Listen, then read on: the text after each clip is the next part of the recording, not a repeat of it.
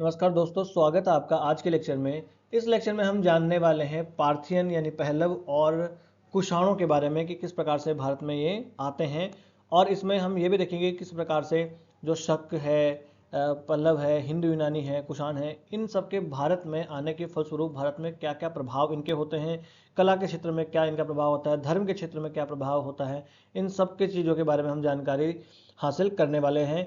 इससे पहले एक लेक्चर ऑलरेडी हम बना चुके हैं। अगर आपने वो लेक्चर नहीं देखा तो जाइए और पहले वो लेक्चर देखें, ताकि आपका मौर्योत्तर काल पूरी तरीके से यहाँ पर समाप्त हो जाएगा, हर चीज़ उसमें आपको मिलेगी।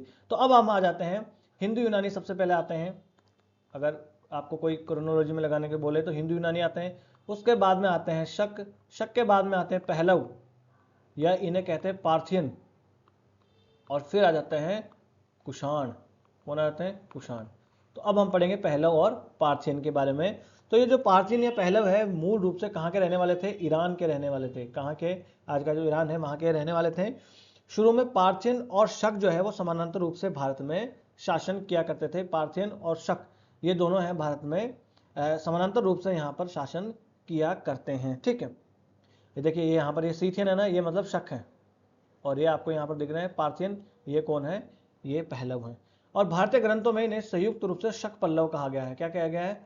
शक पहलव कहा गया है इनको। भारतीय जो भी ग्रंथ है उनमें संयुक्त रूप से इनको नाम दे दिया गया है।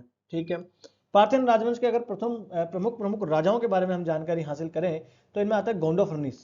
कौन आता है? गोंडोफर्निस या गोंडोफर्निस एक ही बात है। ये राजा सबसे पहले आते हैं, जिन्हें गोंडोफेरस के नाम से भी जाना जाता है। पहली शताब्दी ईस्वी के दौरान उत्तर पश्चिमी भारत में इंडो पार्थियन साम्राज्य का उल्लेखनीय शासक माना जाता है। इन्हीं गोंडोफर्निस को या गोंडोफेरस को माना जाता है। उनका शासनकाल हुआ करता था वो भारत में ईसाई धर्म के प्रचार के लिए महत्वपूर्ण हुआ करता था। देखिए, इन्हीं गोंडोफर्निस के काल में सेंट थॉमस जो है वो भारत में ईसाई धर्म का प्रसार करने के लिए आते हैं। इन्हीं गोंडोफर्निस के काल में देखिए, उस वक्त जो है ईसाई धर्म का प्रसार करने सेंट थॉमस भारत में आते हैं। तो ये पार्थियन या पहलव जो है ये कहाँ से हुआ करते थे? तो महत्वपूर्ण रूप से ईरान पर शासन करते थे, जिन्हें फारस भी कहा जाता है। क्या? फारस, है ना। तो उसके खुरासान वाला जो क्षेत्र है, उस खुरासान वाले क्षेत्र पर ये शासन किया करते थे। और इनकी स्थापना जो है पार्थिया के अर्सेस प्रथम ने की थी। अर्सेस इनका राजा हुआ करता था, उसने इसकी स्थापना की थी जब उसने सेल्यूसिड साम्राज्य के खिलाफ विद्रोह कर दिया था और अपने नए साम्राज्य की स्थापना कर ली थी। उन्होंने उत्तर पश्चिम भारत में शकों का स्थान ले लिया था। इनसे पहले शक थे। देखिए, पहले हिंदू यूनानी आते हैं, उसके बाद में कौन आता है? शक आते हैं। तो शकों का स्थान आके कौन ले लेते हैं? पहलव लोग आकर ले लेते हैं। एक किताब है पेरिप्लस ऑफ द एरिथ्रियन सी, है ना। हालांकि इनके इसके लेखक का पता नहीं है कि इसका लेखक अब तक नहीं पता लगा कौन है। इसमें जो एरिथ्रियन सी का है, ये कौन सा है? ये है रेड सी। लाल सागर जो है ना, उसको कहा गया है एरिथ्रियन सी। तो पेरिप्लस ऑफ द एरिथ्रियन सी में सिंध के क्षेत्र में पार्थियन राजाओं के आपस में लड़ने का वर्णन किया गया है। इस पेरिप्लस ऑफ द एरिथ्रियन सी का लेखक हमें अभी भी पता नहीं है। तख्त बही शिलालेख है, पाकिस्तान में है ये, उसमें उत्तर पश्चिम क्षेत्र में पार्थियन शासन का उल्लेख हमें देखने को मिल जाता है। तो ये कहाँ कहाँ से हमें उल्लेख मिलता है, ये मैं आपको बता रहा हूँ। ये पार्थियन मुख्य रूप से पारसी धर्म का पालन किया करते थे, है ना। और शकों के साथ इनकी सांस्कृतिक समानताएं हुआ करती थी, क्योंकि साथ साथ वो शासन किया करते थे। कहा जाता है कि सेंट थॉमस जो है वो गोंडोफर्निस के काल में ही भारत में ईसाई धर्म का प्रचार करने के लिए भारत में आए थे। और बाद में अगर भारत में देखें तो भारत में जब ये आ जाते हैं तो हिंदू देवता शिव जी और इनके भी ये उपासक बन जाते हैं, क्योंकि इनके सिक्कों पर शिव जो है उसकी मूर्तियां या उसके चित्र अंकित मिले हैं। ठीक है, फिर ये पहला वंश है, ये इतना ज्यादा महत्वपूर्ण नहीं है। गोंडो फर्निस, आप इसके राजा का नाम याद रख लेना, गोंडो फर्निस नाम याद रख लेना। क्या इन्होंने हिंदू धर्म का पोषण किया? तो बिल्कुल किया, क्योंकि इनके सिक्कों पर हमें शिव जी जो हैं उनके चित्र के अंकन हमें मिल जाते हैं। और इनकी क्रोनोलॉजी में आपको याद रखना कि हिंदू यूनानी पहले आते हैं, फिर आते हैं शक, उसके बाद में पहलव आते हैं, फिर आते हैं कुषाण। ये कुषाण वंश जो है ज़्यादा महत्वपूर्ण भारत के संदर्भ में हुआ करता है। बहुत बड़ा क्षेत्र आप देख सकते हो कि इस प्रकार से कहाँ से फरगना से लेकर इस प्रकार से मथुरा और यहाँ पर साकेत अयोध्या वाले क्षेत्र के आसपास तक जो है ये हुआ करता था अपना कुषाण जो भी वंश भारत में था। ये किस वंश से हुआ करते थे? तो यूची जाति, यूची नाम की एक जाति हुआ करती थी मध्य एशिया में, उससे इनको उत्पन्न माना जाता है। और आप देखें तो इनका शासन अफगानिस्तान, पाकिस्तान और मध्य एशिया के बहुत सारे क्षेत्रों में इनका फैला हुआ था। लगभग लगभग माना जाता है कि आज के जो 9 देश हैं उन 9 देशों में इन शकों का, कुषाणों का जो है वो शासन हुआ करता था, और इन कुषाणों के भारत में आने की वजह से या इसके फलस्वरूप भारत में बहुत ज़्यादा महत्वपूर्ण राजनीतिक, सांस्कृतिक और धार्मिक परिवर्तन भी होते हैं। कौन कौन से होते हैं अभी हम देखेंगे आगे के लेक्चर में, है ना।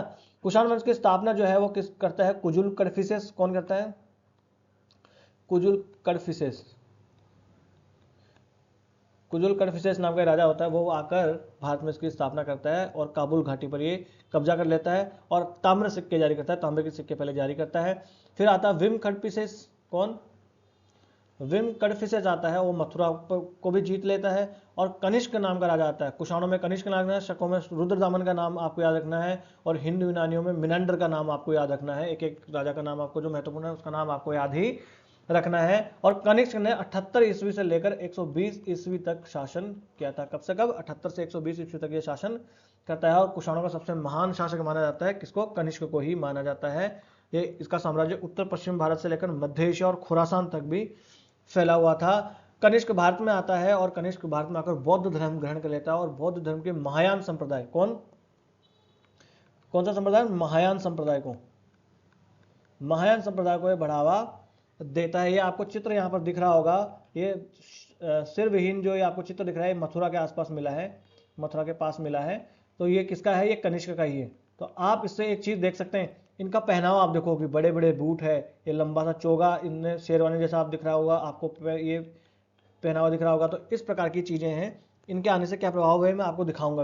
अभी मैं आपको फोकस करने के लिए इसलिए बोल रहा हूँ कि आप फोकस कीजिए इनके बूट्स के ऊपर, आप इनके चोगे के ऊपर जो है, जिसे ट्यूनिक कहा जाता था, इसके ऊपर जो है आप फोकस कीजिए। और एक महत्वपूर्ण चीज, इसी कनिष्क के काल में चौथी बौद्ध संगीति आयोजित हुई थी।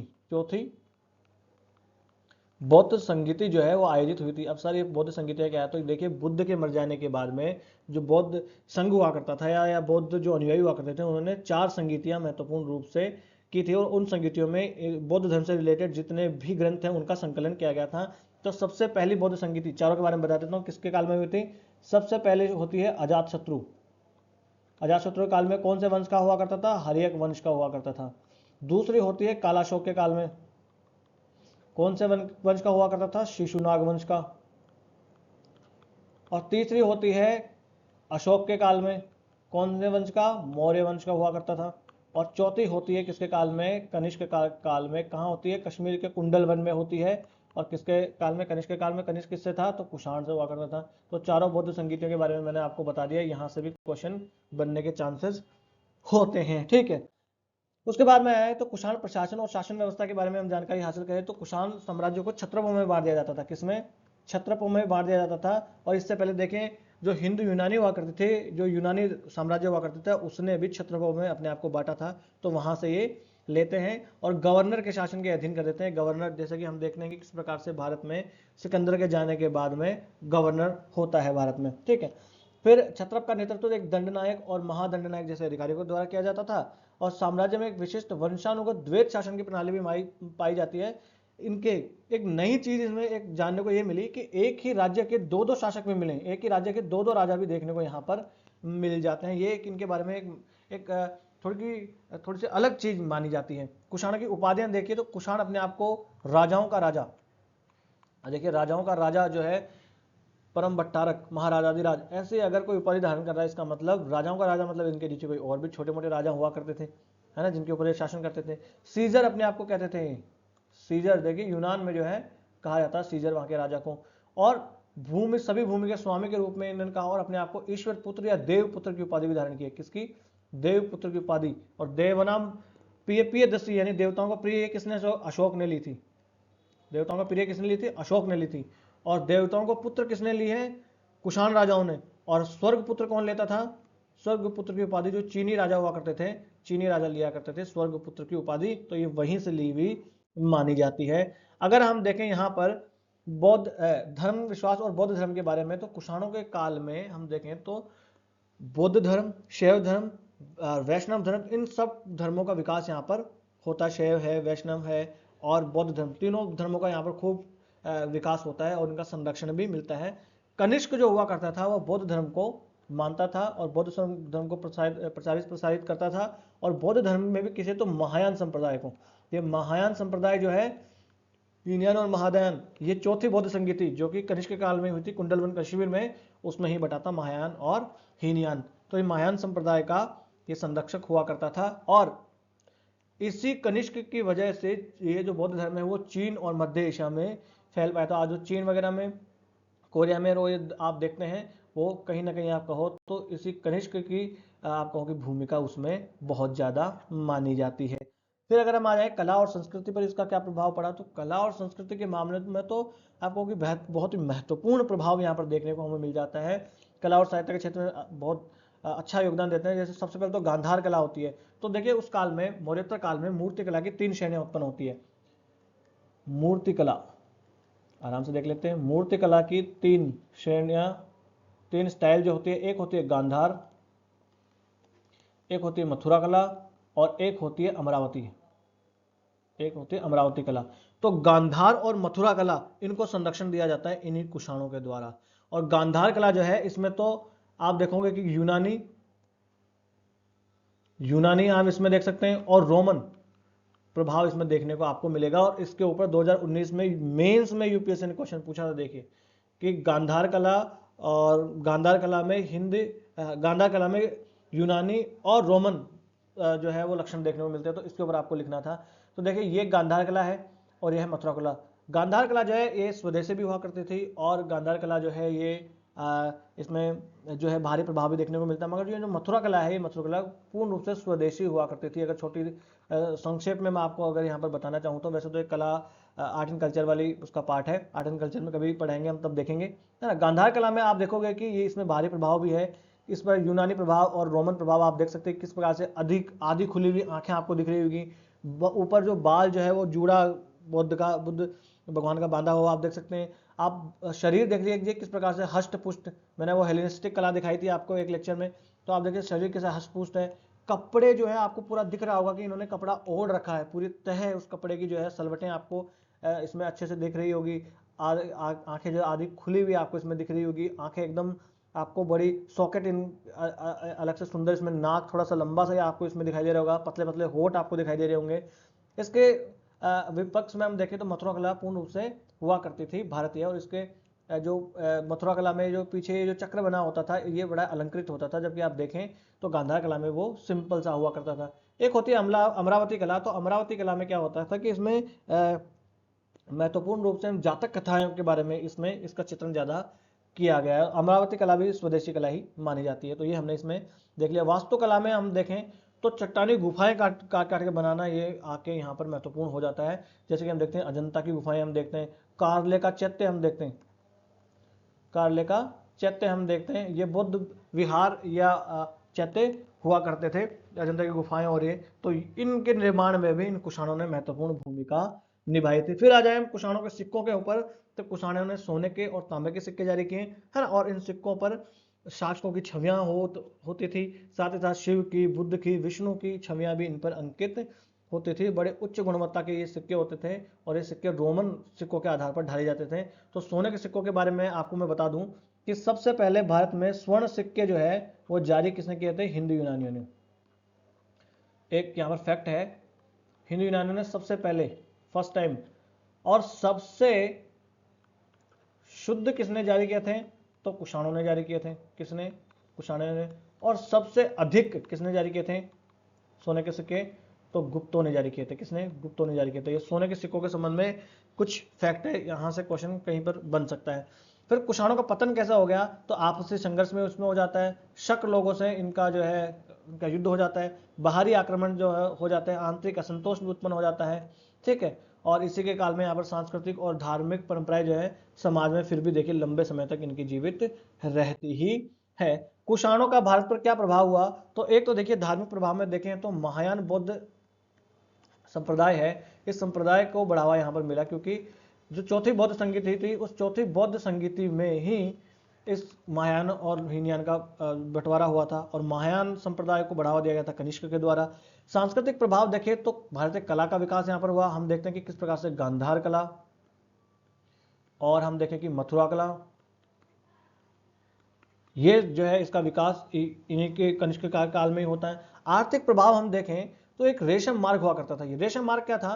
तो ये एंशियंट ट्रेड रूट हुआ करता था, व्यापारिक मार्ग हुआ करता था, जो चीन से लेकर मध्य एशिया होते हुए भारत के कुछ प्रांतों से होकर गुजर के ये मध्य एशिया यूरोप तक ये जाता था, इस तरफ से अफ्रीका तक भी ये मार्ग जाता था। तो उस रेशम मार्ग पे कब्जा कर लेता है कौन, ये कुषाण शासक कब्जा कर लेते हैं, और इसकी वजह से इनको भारी मात्रा में चुंगी मिलती है, और उससे रेशम मार्ग के दम पर ये कुषाण शासक जो है फलते फूलते हैं, बाकी सब राजाओं वंशों के अपेक्षा ये ज़्यादा फलते फूलते हैं। और जब इसी रेशम मार्ग के थ्रू जो है वो मध्य एशिया और चीन और जो यूरोप है वहाँ के संपर्क बढ़ता है, तो उसका सांस्कृतिक आदान प्रदान भी भारत में हो पाता है ना।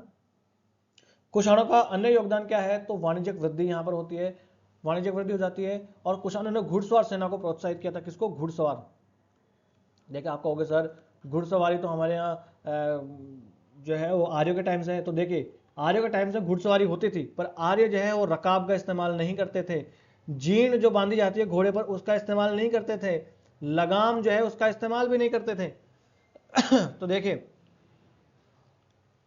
जब जीन आ गई घोड़े पे तो वहां जो सैनिक होता था वो आराम से बैठ सकता था, गिरने का उसे डर नहीं था, रकाब में पैर पैर फंसा सकता था, और घोड़ा चाहे कितने भी तेज दौड़े जीन पर बैठ कर रकाब में पैर फंसा के वो आराम से जो है पूरी फुल स्पीड में दौड़ सकता था। और ये यहाँ पर ये चीजें जो है यही आज हम जो कहते हैं ना ये स्वदेशी है, ये इन्हीं लोगों के द्वारा लाई गई है, लगाम यही लेके आते हैं, ठीक है। नौकरशाही में अगर हम देखें तो सैन्य प्रशासन को ये सशक्त करते हैं, क्योंकि गवर्नरशिप जो है उसका ये जो है प्रचलन यहां पर लेकर आते हैं। साहित्यिक योगदान में हम देखें तो अश्वघोष, अश्वघोष जो है उनको संरक्षण देते हैं। कनिष्क अश्वघोष ने लिखी सौंदरानंद, आप देखिए इन ये कृतियां हैं, इनका नाम आपको याद रखना है। और बुद्ध चरित्र, सौंदरानंद, बुद्ध चरित्र, नागावली, ये लिखी अश्वघोष ने। वसुमित्र, तो ये साहित्यिक विभूतियां उस काल की हुआ करती थी, ये कनिष्क को इन्होंने संरक्षण दिया। तो ये देखिए ये प्रभाव हमारे यहाँ साहित्यिक योगदान भी इनका माना जा सकता है। फिर हम देखें कि अब जो सारे ही मध्य एशिया से जो हमारे यहाँ वंश आए, जिसमें हम हिंदू यूनानी भी देख सकते हैं, शक भी देख सकते हैं, पहलव भी देख सकते हैं, कुषाण भी देख सकते हैं, ये सब के सब भारत में आए। इसके वजह से कौन कौन से प्रभाव भारत पे हुए, तो अगर हम देखें तो ये शक कुषाण भारत में आते हैं और हमेशा के लिए भारत में बस जाते हैं। भारत की संस्कृति को ये लोग अपना लेते हैं, भारत की लिपि को ये अपना लेते हैं, भारत के धर्म को अपना लेते हैं, समझ आप, क्योंकि उनके पास ना अपना कोई लिपि थी, ना कोई सुव्यवस्थित धर्म उनके पास हुआ करता था। फिर हम देखें तो निर्माण गतिविधियां हुआ करती थी, उसमें इन्होंने महत्वपूर्ण भूमिका निभाई। जैसे पक्की ईंटों हुआ करती थी, उनका इस्तेमाल भारत में किया जाने लगा। टाइल्स जो खप्पर हुआ करते थे उनका इस्तेमाल भारत में किया जाने लगा, इन्हीं की बदौलत जो मध्य एशियाई संपर्क भारत से हुआ उनका, है ना। ईंटों की दीवारें बनाई जाने लगी, लाल मिट्टी के जो बर्तन बनाए जाते थे सुंदर सुंदर, वो बर्तन भी इनके संपर्कों के फलस्वरूप भारत में बनने लगे। और अगर हम देखें तो घुड़सवार सेना, आप ये दिख रहा होगा आपको, ये घुड़सवार है ना, ये घुड़सवार सेना और घोड़ों का व्यापक प्रयोग जो है हमने इन्हीं मध्य एशियाई देशों से सीखा है। आप देख सकते हैं ये लगाम है, ये पहले भारत में इस्तेमाल नहीं होती थी। ये बड़े बड़े बूट आपको दिख रहे होंगे, इन्हीं से हमने सीखा है। ये जो लगाम, ये जो रकाब है वो हमने देखी, है ना। ये शस्त्रान इसने पहन रखा है, टोपा सा, और ये सब चीजें जो है हमने कहाँ से सीखी है, ये जीर्ण पर बैठा है। तो ये सब हमने सीखी है इन्हीं मध्य एशियाई शासकों से। और अगर देखें और क्या क्या प्रभाव होते हैं, तो प्रभाव होते हैं यहाँ पर पगड़ी बांधना, है ना, अंगरखे पहनना, पतलून और लंबे भारी कोट पहनना। जो चित्र मैंने पहले दिखाया था कनिष्क का, तो उस कनिष्क में आपने देखा होगा किस प्रकार से ट्यूनिक पहन रखा था, लंबे लंबे बूट पहन रखे थे। ये हमने कहाँ से सीखा है, ये हमने सब के सब इन्हीं मध्य एशियाई देशों से, ये वंश है इनसे सीखा है। टोपी पहनना, हेलमेट पहनना और जूते जो है ये सब के सब हमने इन्हीं से सीखा है, इन्हीं के योद्धा ये पहना करते थे। आज अगर आप देखते हो तो इनका प्रभाव आप आज भी देख सकते हो। तो जितने उत्तर पश्चिम में आप जाते जाओगे, जैसे कि आप भारत में ही महसूस करना चाहें तो राजस्थान की तरफ जाना, जैसे आप दिल्ली से राजस्थान की तरफ बढ़ेंगे तो आपको महसूस होने लगेगा कि देखिए पगड़ी पहनना ये शुरू हो जाता है ना। फिर और अगर आप जाते हैं पंजाब वाले क्षेत्र में तो आपको देखना वो पगड़ी पहनते हैं, पंजाब वाले क्षेत्र के लंबा सा उनका चौगा कुर्ता होता है, वो अलग ही होता है। फिर और अगर हम पठान और पाकिस्तान से और जाएं उत्तर पश्चिम में तो पठान लोग आ जाते हैं। फिर हम जाएं तो अफगानिस्तान के लोग, तो इस प्रकार से पगड़ी पहनना और ये बूट पहनना बड़े बड़े, ये जो चोगा इनका होता है ये सब पहनना, ये सब हमने इन्हीं देशों से सीखा है।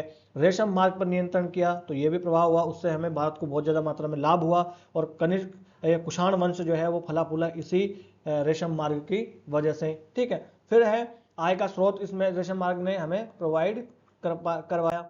है ना। ये देखिए रेशम मार्ग किस प्रकार से चीन से होते हुए ये इस प्रकार से ये यहाँ तक कुषाण को शासक हुआ करता था, तो रेशम मार्ग देखिए किस प्रकार से यूरोप तक जाता था। तो इस रेशम मार्ग पर कब्जा किया, उससे हमें बहुत ज़्यादा मात्रा में लाभ होता है क्योंकि आय होती है इससे। अब देखिए इससे रिलेटेड क्वेश्चन मेंस में ही पूछ लिया गया। देखिए 2019 में गांधार कला में मध्य एशियाई और ग्रीको बैक्टीरियन तत्वों पर प्रकाश डालिए। तो गांधार कला में इस क्वेश्चन को आप कैसे बताओगे? तो गांधार कला की उत्पत्ति के बारे में बताओगे आप पहले तो, कि गांधार कला जो है वो मध्य एशियाई संपर्कों के फलस्वरूप उत्पन्न हुई, जिसमें कुषाण वंश जो है उसका महत्वपूर्ण योगदान माना जा सकता है। कनिष्क ने इसको बढ़ावा दिया। फिर हम आ जाते हैं कि ये मूर्तिकला की उस काल में 3 शैलियाँ हुआ करती थी, गांधार कला, मथुरा कला और अमरावती कला। फिर इन तीनों के बारे में आप एक एक लाइन में बता दोगे, फिर आप बताओगे गांधार कला के बारे में पूर्ण रूप से कि गांधार कला में किस प्रकार से यूनानी और आप देखोगे कि रोमन जो है वो इसमें हुआ करते थे, ग्रीको बैक्ट्रियन। तो आप बताओगे कि किस प्रकार से अर्ध मिची आंखें हुआ करती थी, बालों का जूड़ा जो है वो ऊपर बंधा हुआ था, है ना, किस प्रकार से हष्टपुष्ट शरीर उसमें हुआ करता था, ये सब आपको बताना है। और एक ये प्रारंभिक बौद्ध स्तूप कला लोक रूपांकनों आख्यांकनों को चित्रित करते हुए बौद्ध आदर्शों को सफलतापूर्वक प्रस्तुत करती है। तो इससे पहले तो आपको बौद्ध आदर्श पता होने चाहिए। तो बौद्ध आदर्श कब पता होंगे? जब हम बौद्ध धर्म के बारे में एक डिटेल लेक्चर लेंगे। तो आज का लेक्चर कर लेते हैं हम यही समाप्त। बहुत ही इंपॉर्टेंट लेक्चर है ये लेक्चर, और इससे पहले एक लेक्चर और बना है, उसके वो दोनों अगर आप लेक्चर देख लेते हो तो आपका मौर्योत्तर काल से संबंधित सब डाउट आपके समाप्त हो जाएंगे। बस आज का लेक्चर कर लेते हैं यही समाप्त। नमस्ते, धन्यवाद।